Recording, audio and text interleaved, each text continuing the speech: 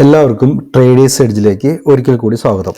ഇന്ന് ഞാനിവിടെ ഡിസ്കസ് ചെയ്യാൻ പോകുന്നത് എന്താണ് ഇ ടി എഫ് എന്താണെന്നുള്ളതും അതിൻ്റെ ഇൻവെസ്റ്റ്മെൻറ്റ് എങ്ങനെയാണെന്നുള്ളതും അതിനെക്കുറിച്ചുള്ള ഡീറ്റെയിൽസും അതുപോലെ തന്നെ ETF മ്യൂച്വൽ ഫണ്ടും തമ്മിലുള്ള ഡിഫറൻസ് എന്തൊക്കെയാണെന്നുള്ളത്.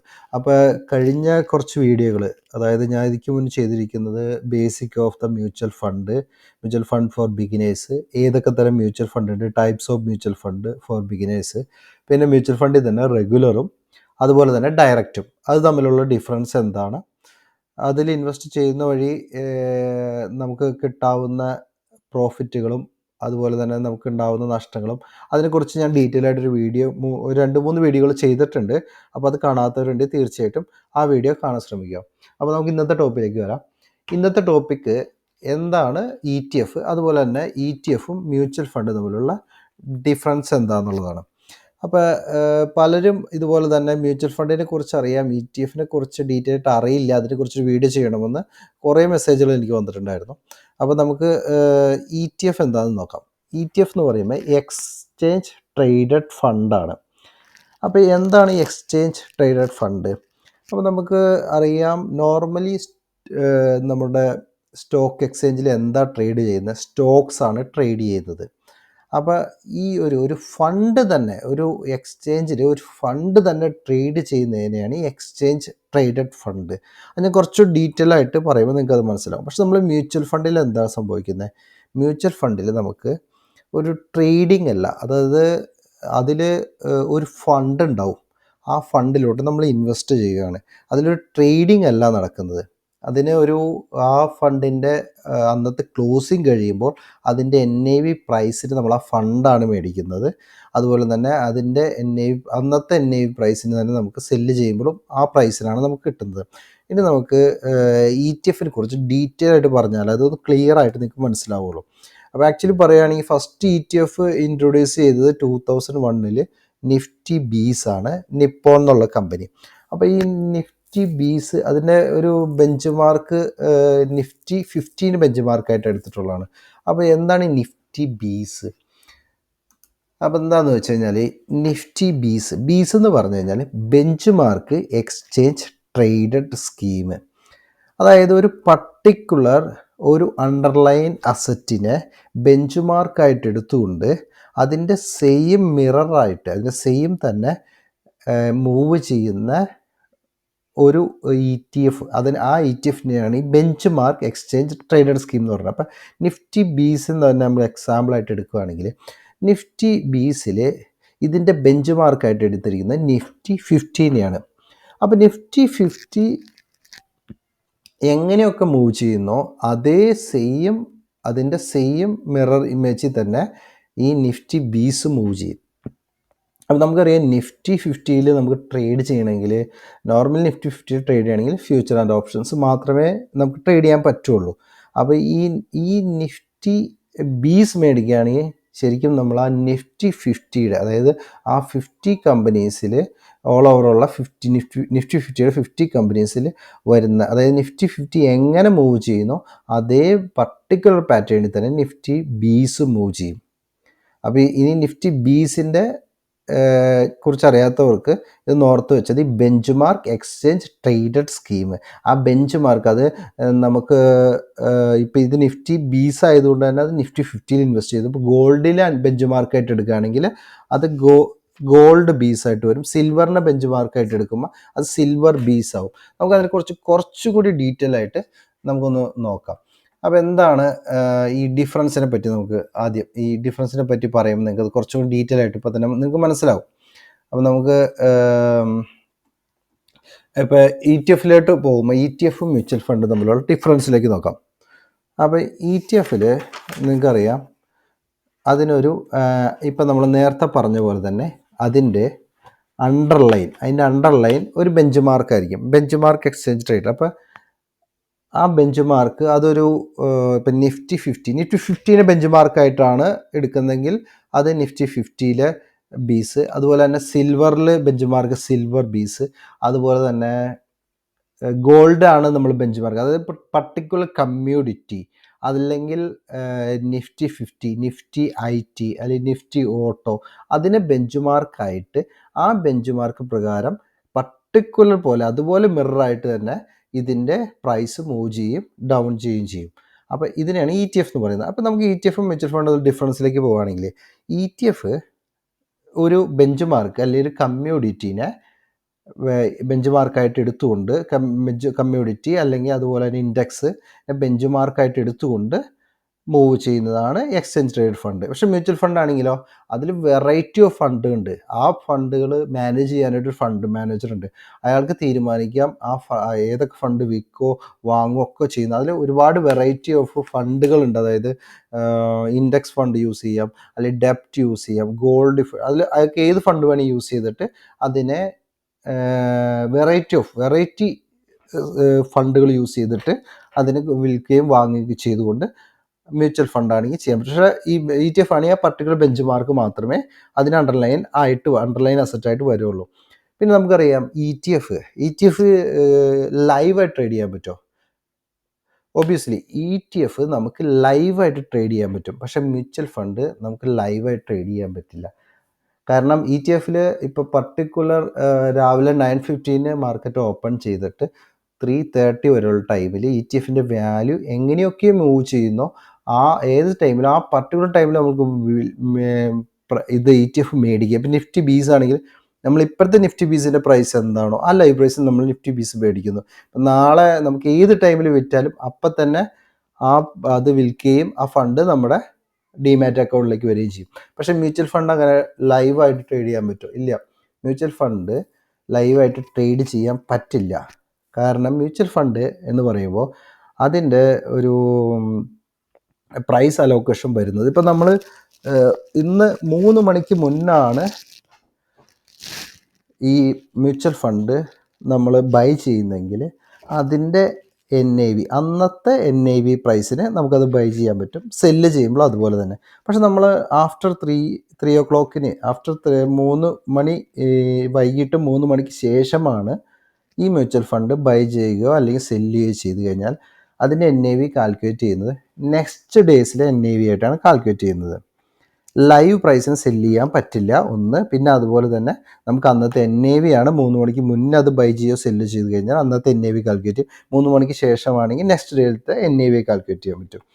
ട്രാൻസ്പെറൻസി നോക്കുകയാണെങ്കിലും നമുക്കറിയാം ETF ആണ് ട്രാൻസ്പെറൻറ്റ്. കാരണം നമുക്കത് ലൈവ് ട്രേഡിംഗ് ആണ്. എപ്പോൾ വേണമെങ്കിൽ സെല്ല് ചെയ്യാം, എപ്പോൾ വേണമെങ്കിൽ ബൈ ചെയ്യാം. അപ്പോൾ തന്നെ നമ്മുടെ അക്കൗണ്ടിലേക്ക് പൈസ വരും. പിന്നെ അതുപോലെ ഫീസ് നോക്കുമ്പോഴും എപ്പോഴും ETF ലെസ് ഫീസും മ്യൂച്വൽ ഫണ്ടിന് കമ്പയർ ടു ETF മോർ ഫീസുമായിരിക്കും. പിന്നെ നമുക്ക് അതിൻ്റെ ഒരു ഇൻവെസ്റ്റ്മെൻറ്റ് നോക്കുമ്പോൾ ETF ഇൻവെസ്റ്റേഴ്സിന് വളരെ ചെറിയ എമൗണ്ട് വെച്ചിട്ട് നമുക്ക് ഇൻവെസ്റ്റ് ചെയ്യാൻ പറ്റും. പക്ഷേ മ്യൂച്വൽ ഫണ്ടിന് ഒരു പർട്ടിക്കുലർ ഒരു മിനിമം എമൗണ്ട് ഉണ്ടാവും. ആ എമൗണ്ടിലേ നമുക്ക് ആ ഇൻവെസ്റ്റ്മെൻറ്റ് സ്റ്റാർട്ട് ചെയ്യാൻ പറ്റുള്ളൂ. പിന്നെ അതുപോലെ തന്നെ ETF എന്ന് പറയുന്നത് ഇതിലൊരു ഫണ്ട് മാനേജറോ കാര്യങ്ങളോ ഒന്നും ഇല്ലാത്തത് കൊണ്ട് തന്നെ അതൊരു പർട്ടിക്കുലർ ഇൻഡെക്സ് അല്ലെങ്കിൽ ആ കമ്മ്യൂണിറ്റിയുടെ ഒരു മിററായിട്ട് ആ ഫണ്ട്, അതായത് ആ ഫണ്ട് ഏതിനാണ് അസറ്റ് അണ്ടർലൈൻ അസറ്റായിട്ട് വെച്ചിരിക്കുന്നത് അതിൻ്റെ ഫണ്ട് മൂവ് ചെയ്യുന്നതനുസരിച്ച് മൂവ് ചെയ്യും. പക്ഷെ മ്യൂച്വൽ ഫണ്ട് അങ്ങനെയല്ല. മ്യൂച്വൽ ഫണ്ടിന് ഒരു ആക്റ്റീവ്ലി മാനേജറായിട്ടുള്ള ഒരു ഫണ്ട് മാനേജർ ഉണ്ടാവും. അയാളുടെ ഇതനുസരിച്ചിട്ട് ഫണ്ട് അലോക്കേറ്റ് ചെയ്യുകയും അതുപോലെ തന്നെ വിൽക്കുകയും വാങ്ങുകയൊക്കെ ചെയ്യും. അപ്പോൾ ഇതൊരു പാസീവ്ലി മാനേജറാണ് ETF. പക്ഷേ മ്യൂച്വൽ ഫണ്ട് ഒരു ആക്റ്റീവ്ലി മാനേജറായിട്ടുള്ളതാണ്. പിന്നെ അതുപോലെ തന്നെ ടാക്സ് നോക്കുമ്പോഴും മോർ ടാക്സ് എഫിഷ്യൻ്റ് ETF തന്നെയാണ്. പിന്നെ അതുപോലെ തന്നെ പിന്നെ നമുക്കിത് നമ്മളായിട്ട് മാനേജ് ചെയ്യുമ്പോൾ എപ്പോഴും ETF ഒരു ആക്റ്റീവായിട്ടിരിക്കുന്നവർക്കാണ് അത് കൂടുതൽ മാനേജ് ചെയ്യാൻ പറ്റും. കാരണം ഇത് ലൈവ് ട്രേഡിംഗ് ആണ്. ഇപ്പോൾ നമ്മളൊരു എക്സാമ്പിൾ വരിക, ഒരു വലിയൊരു മാർക്കറ്റ് ക്രാഷ് വന്നു എന്നിരിക്കാം. അപ്പോൾ നമുക്കൊരു ETF ഇൻവെസ്റ്റ്മെൻ്റ് ഉള്ളെങ്കിൽ നമുക്ക് ആ മാർക്കറ്റ് ക്രാഷ് വരുന്ന ടൈമിൽ തന്നെ നമുക്കത് സെല്ല് ചെയ്തിട്ട് അത് ഒഴിവാക്കാം.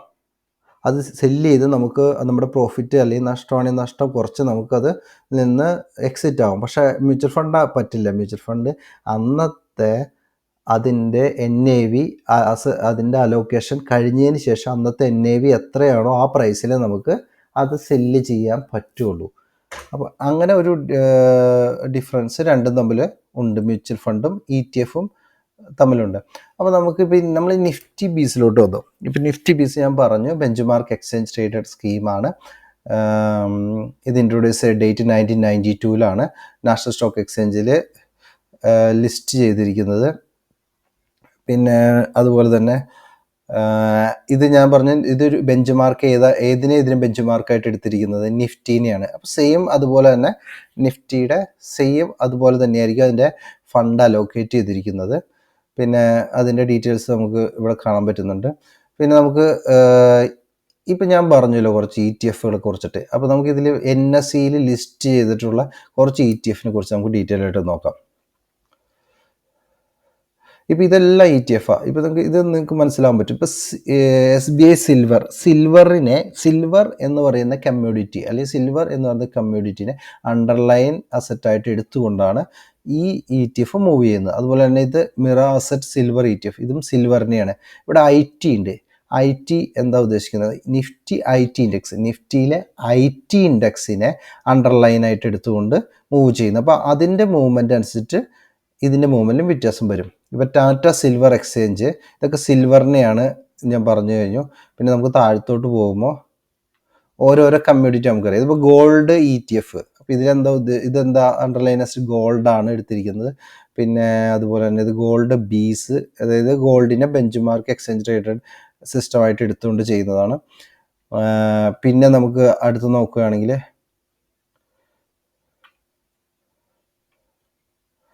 അപ്പോൾ നമുക്കിതിൽ നോക്കി അറിയാൻ പറ്റും. ഇപ്പോൾ ഗോൾഡ്, IT അല്ലെങ്കിൽ ഓട്ടോ അല്ലെങ്കിൽ നിഫ്റ്റി 50 അല്ലെങ്കിൽ ഇത് നിഫ്റ്റി മെറ്റലിനെ എടുത്തിട്ടുള്ളത്. ഇതിന് മിഡ് ക്യാപ്പ്, അതായത് നിഫ്റ്റി മിഡ് ക്യാപ്പ് ഇൻഡെക്സിൽ വരുന്ന 50 സ്റ്റോക്സിനെ അണ്ടർലൈനായിട്ട് എടുത്തിട്ടുള്ളതാണ്. ഇത് നസ്ദാക്ക് 100, അതായത് നസ്ദാക്ക് US സ്റ്റോക്ക് മാർക്കറ്റിലെ ഇൻഡെക്സ് ആയിട്ടുള്ള നസ്ദാക്കിനെ അണ്ടർലൈൻ അസറ്റായിട്ട് എടുത്തുകൊണ്ട് മൂവ് ചെയ്യുന്ന ഒരു ETF-ആണിത്.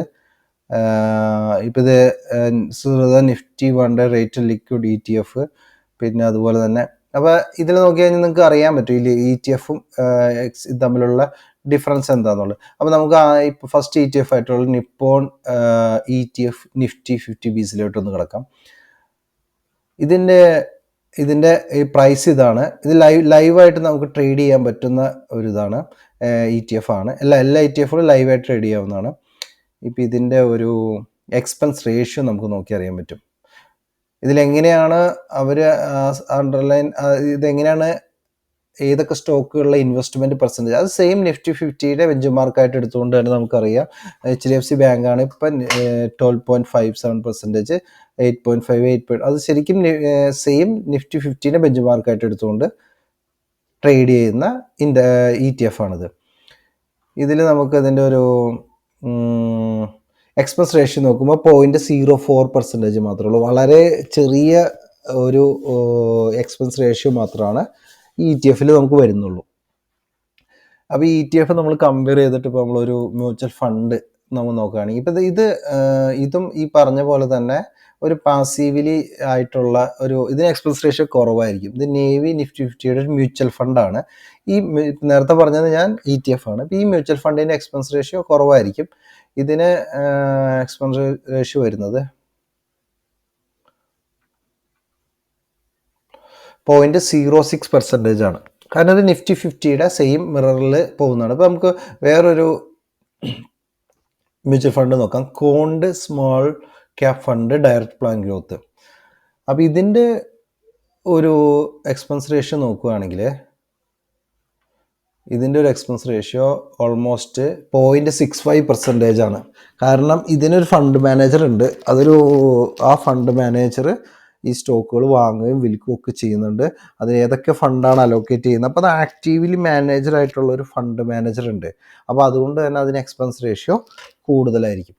അപ്പോൾ ഇപ്പം ഞാൻ പറഞ്ഞു വന്നൊരു ETF-ഉം മ്യൂച്വൽ ഫണ്ട്, ഇന്ന സബ്ജക്റ്റ് അതാണ്. ETF-ഉം മ്യൂച്വൽ ഫണ്ടും തമ്മിലുള്ള മെയിൻ ഡിഫറൻസുകളൊക്കെയാണ് ഞാൻ പറഞ്ഞത്. അപ്പോൾ ഞാൻ ഈ പറഞ്ഞിരിക്കുന്ന ഡീറ്റെയിൽസ് എല്ലാവർക്കും മനസ്സിലായെന്ന് വിചാരിക്കുന്നു. അപ്പോൾ നിങ്ങൾ ഇൻവെസ്റ്റ് ചെയ്യുമ്പോൾ നിങ്ങൾ ആക്റ്റീവ്ലി ആയിട്ട് നിങ്ങൾക്ക് മാനേജ് ചെയ്യാൻ പറ്റുമെങ്കിൽ ETF ഒരു നല്ല ഒരു ഓപ്ഷനാണ്. കാരണം നിങ്ങൾക്ക് ലൈവായിട്ട് ട്രേഡ് ചെയ്യാൻ പറ്റും. കാരണം കഴിഞ്ഞ കുറച്ച് സിനാരിയോ നമുക്ക് നോക്കിയാൽ മനസ്സിലാവും, മാർക്കറ്റ് ഒരുപാട് ഡൗൺ പോയ സമയത്ത് നിഫ്റ്റി ബീസ് അല്ലെങ്കിൽ അതുപോലെ തന്നെ ഗോൾഡ് ബീസൊക്കെ ഇൻവെസ്റ്റ് ചെയ്തവർക്ക് ഇപ്പം മാർക്കറ്റ് നമ്മൾക്കറിയാം, ഇപ്പോൾ 2 ദിവസമായിട്ട് മാർക്കറ്റ് നല്ല രീതിയിലേക്ക് ടോപ്പായിട്ട് ഗോൾഡിൻ്റെയും പ്രൈസ് കൂടിയിട്ടുണ്ട്, അതുപോലെ നിഫ്റ്റിയുടെയും പ്രൈസ്. ആ ടൈമിലൊക്കെ നമുക്ക് ലൈവായിട്ട് തന്നെ ഒരു 3 ദിവസം മുന്നൊക്കെ നമ്മൾ നിഫ്റ്റിയിലോ അല്ലെങ്കിൽ ഗോൾഡിലൊക്കെ ഇൻവെസ്റ്റ് ചെയ്തവർക്ക് ഇപ്പോൾ പ്രോഫിറ്റ് എടുത്ത് ഇറങ്ങാൻ പറ്റും.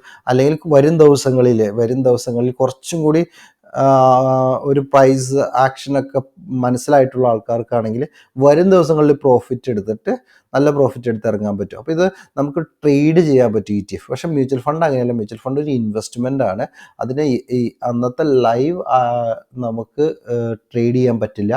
അത് അന്നത്തെ ക്ലോസ് ചെയ്തതിന് ശേഷം എന്താണ് NAV റേറ്റ്, ആ NAV റേറ്റിലാണ് ഇത് ബൈയും സെല്ലും ചെയ്യുള്ളൂ.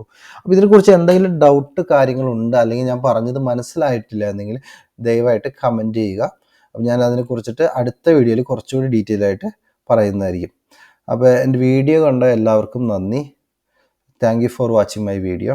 ഇനി ഇതുപോലെയുള്ള ബേസിക് ഓഫ് മ്യൂച്വൽ ഫണ്ടും ETF-ഉം അതുപോലെ തന്നെ ഏത് മ്യൂച്വൽ ഫണ്ടിലാണ് ഇൻവെസ്റ്റ് ചെയ്യേണ്ടത് അതിനെക്കുറിച്ചുള്ള ഡീറ്റെയിൽ ആയിട്ടുള്ള വീഡിയോ ആയിട്ട് ഞാൻ ഇനിയും വരുന്നതായിരിക്കും. എല്ലാവർക്കും thank you for watching my video.